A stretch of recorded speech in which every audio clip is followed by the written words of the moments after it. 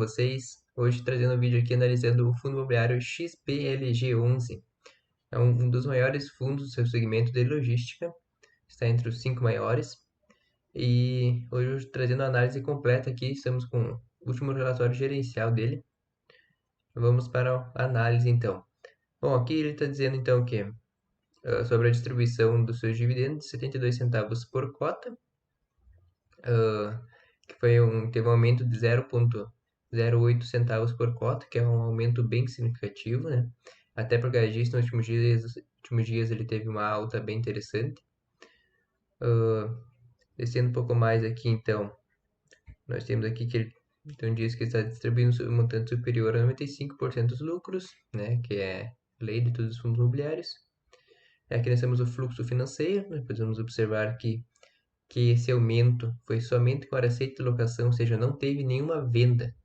Aqui, ó, vamos ver, lucros imobiliários, resultado de vendas de FIIs, né, não teve nenhuma outra venda, foi somente receita de locação mesmo. Ó, vocês podem olhar aqui, não tem nenhuma outra receita extra, às vezes aumenta o valor do dividendo, porém tem uma outra receita vindo, né, que não vai ser duradoura, que é só naquele momento, mas não é o caso deste fundo imobiliário. Então, descendo um pouco mais para baixo, então temos aqui receitas de renda fixa, que provavelmente é o caixa do fundo imobiliário. As outras despesas imobiliárias, operacionais, os resultados, a distribuição, né, 0,72 por cota, né, foi agora em julho. No ano ele está com uma média de 0,67 e últimos 12 meses ele está com uma média de 0,66 centavos por mês, por cota distribuído. Então vamos ver aqui o resultado financeiro, né, a composição do resultado financeiro. A gente pode ver que a maior parte é receita de locação, como eu disse para vocês. Uma pequena parte aqui é a renda fixa, né? Receita de renda fixa. E aí temos também as despesas aqui embaixo descontando. Então podemos ver a evolução do valor da cota, né? O valor da cota sendo cotado agora fechou o mês em 97,83. Valor patrimonial 113,70. E aqui o valor médio negociado, né? Aqui no mês de junho. Então, temos a liquidez, né? Participou de todos os pregões, o volume negociado. Também é interessante que tenha uma liquidez interessante, né? Para você, caso você queira vender de fundo imobiliário, vai ter liquidez. Aqui temos o patrimônio líquido do fundo em julho, em 2022, e nos últimos 12 meses. O valor patrimonial da cota, pode ver que ela está crescendo, né? Em julho estava 113, 2022 112, enfim. O valor de mercado não mudou muita coisa. Ganho de capital, agora em julho teve um ganho de 5,23. E aqui o retorno comparando o IFIX, enfim. Aqui temos o gráfico, então, vamos descer um pouco para baixo aqui, investimento por classe de ativo. Pode ver então aqui que 92% do fundo imobiliário é imóveis, ele tem 7% a cotas de fundos imobiliários, de outros fundos imobiliários, e 1% de implicações financeiras. E tipologia de contratos, é um ponto bem interessante do fundo imobiliário, que podemos ver que 52% dos contratos são atípicos e 48% típicos, meio a meio mais ou menos. Locatários, aqui a gente pode ver locatários de peso, por exemplo, 14% que devia varejo, Leroy, GPA, Renner, Mobile, são locatários de peso, então a chance de ele estar saindo sem pagar já é bem menor do que se tiver algum outro locatário bem desconhecido, digamos assim, né? De menor porte. Setor de atuação, então a gente pode ver comércio e varejo, maior parte especulativo, comércio e distribuição de alimentos, logística. Né? No caso, o fundo imobiliário é de logística, mas isso aqui são os setores que os outros, que esses galpões logísticos são locados. Então, essas empresas, elas são de comércio, são especulativo, material de construção, enfim. Mas os galpões do fundo imobiliário são logísticos. Então, descendo um pouco mais aqui, temos a correção dos contratos. Maior parte aqui, 62% IPCA. Temos uma parte por IGPM e uma parte IPC. Aqui, revisional dos contratos, então, agora em durante o ano, então vai ser, tem uma boa parte agora em novembro, que vai ser revisionado, dezembro também uma parte. Vencimento dos contratos, que é uma parte bem importante. Até 2022 teve 12%, é uma pequena parte. 2023, 7%, 2024, 7%. E depois, lá, de 2025 para frente, vai ter então 75% dos contratos que vão vencer. Então, tem alguns anos ainda pela frente. Evolução da vacância física últimos 12 meses. A gente pode analisar aqui agosto de 2021, estava em 11,3. Continua em 11,3, 10, 9, 9, 9, 8.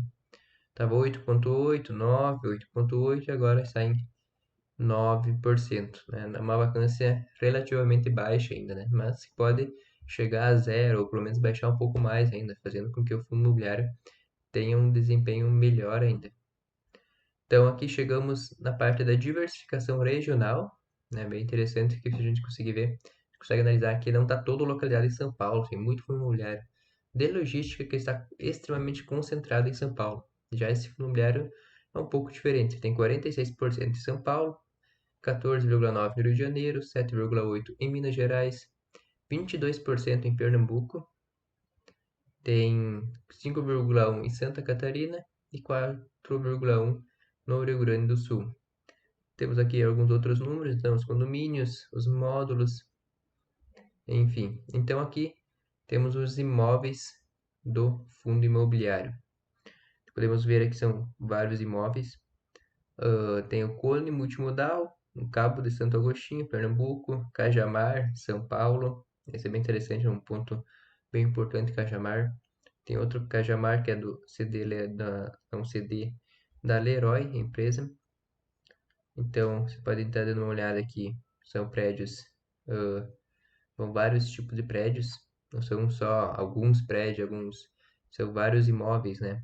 Às vezes a gente encontra fundos imobiliários com 4, 5 galpões logísticos enormes, porém são aqueles lá. Chega de algum acidente, algum problema com aquele fundo, com aquele imóvel, acaba afetando muito o fundo imobiliário.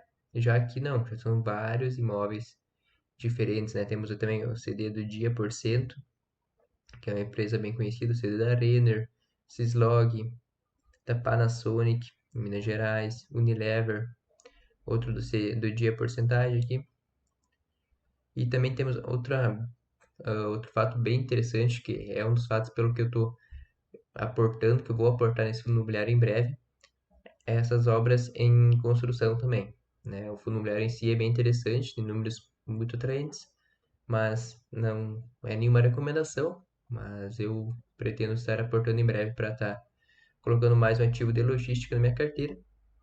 A gente pode ver então que ele está com umas áreas em construção, né? Essa aqui é na Extrema, em Minas Gerais, tendo uma ampliação.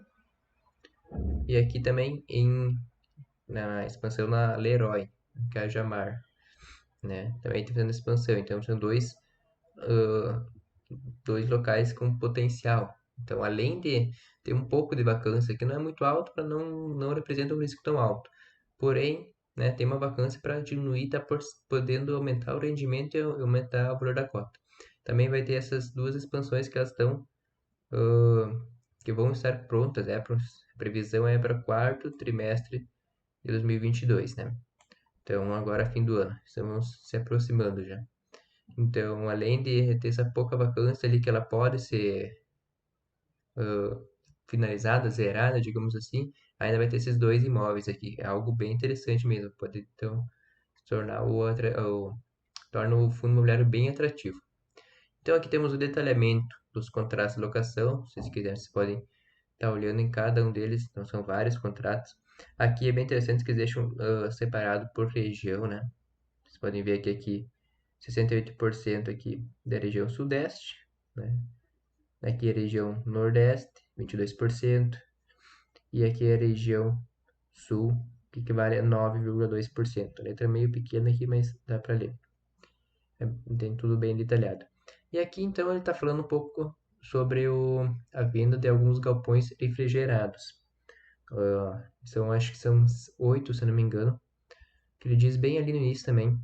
Então ele vai ser dividido. Então teve uma entrada aqui de O valor total é 126 milhões.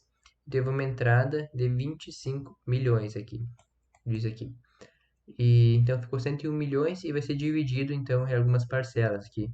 Então 20 milhões vai ser em 2 de janeiro pago, 2023. Depois a outra vai ser em 1 de julho. Então, seja, além disso, ano que vem ainda vai ter essas parcelas que podem ser diluídas nas cotas ou podem também ser usadas para novos aportes do fundo imobiliário, né? Vamos ver a estratégia dos administradores mais para frente. Então aqui tem as contas a pagar, então do Cone Unilever, né? Só o devedor de 51,4 milhões. Acredito eu que eles possam estar usando esse dinheiro para estar quitando isso daqui e o restante dividindo nas cotas ou usando o restante para uma nova aquisição futura. Bom, pessoal, esse foi o vídeo de hoje, né? Lembrando que não é uma recomendação de compra, é uma análise, mas eu gosto bastante desse fundo imobiliário, né? Acho que ele tem um grande potencial. Ele já subiu um pouco nos últimos meses, mas eu acredito que ainda tem um espaço para um crescimento maior. Bom, espero que vocês tenham gostado. Deixe um like aí no vídeo, se inscreva se você ainda não for inscrito no canal. E até na próxima. Valeu!